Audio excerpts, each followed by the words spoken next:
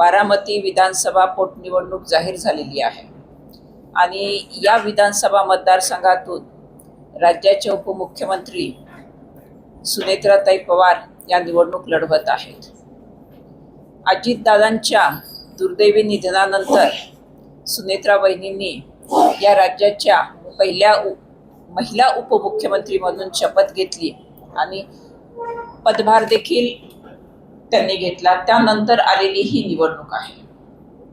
खरं तर महाराष्ट्राचा देशामध्ये एक पुरोगामी राज्य असा लौकिक आहे आणि या राज्याच्या या परंपरेला अनुसरून काही गोष्टी होणंही अभिप्रेत आहे।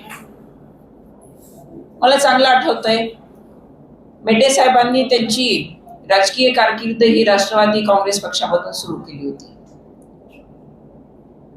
काही वर्षांपूर्वी राज्याचे तत्कालीन मुख्यमंत्री, नंतर ते केंद्रामध्ये मंत्री झाले, माननीय विलासराव देशमुख साहेब, गोपीनाथराव मुंडे साहेब, आर आबा, अजितदादा आणि मेटे साहेब, या सगळ्यांच्या प्रसंग परत्वे राजकीय भूमिका वेगवेगळ्या राहिल्या, परंतु राजकारणाच्या पलीकडे जाऊन यांनी आपसामध्ये एक बंध जोपासला होता आणि आज त्याच बंधाच्या आपुलकीतून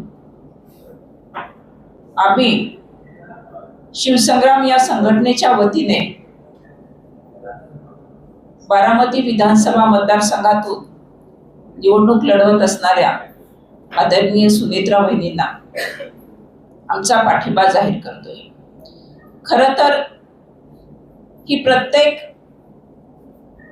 महाराष्ट्रातील नागरिकाची मी म्हणेन की जबाबदारी आहे, नव्हे ते आमचं आद्य कर्तव्य पण आहे की एका विपरीत परिस्थितीमध्ये जेव्हा सुनेत्रा वहिनींकडे हे नेतृत्व चालून आलंय, तेव्हा राजकारणाच्या पलीकडे जाऊन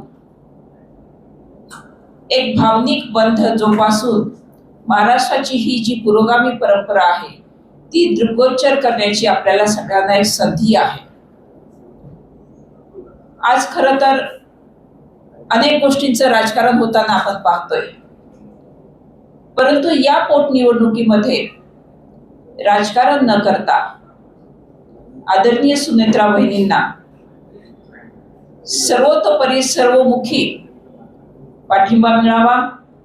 त्या निवडून येतीलच, येणार आहेतच, परंतु त्या पलीकडेही जाऊन एक नवीन परंपरा आपण ती निर्माण करतो आहोत असं मानण्याचं काहीच कारण नाही, कारण महाराष्ट्रामध्ये ही परंपरा गेली अनेक वर्षे राहिलेली आहे।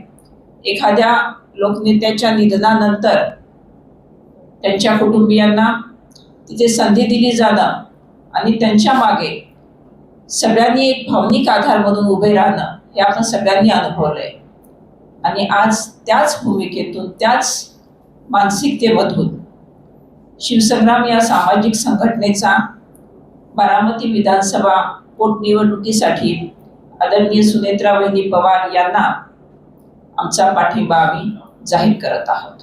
धन्यवाद। खरं तर हा मुद्दा शासनाच्या अखत्यारीतला आहे, शासनाचे अधिकार कक्ष आहे, परंतु एक सांगेन की संधी मिळाली तर काम करायला निश्चितच आवडेल, ती क्षमता देखील आहे, एक चांगलं काम करून दाखवता येईल।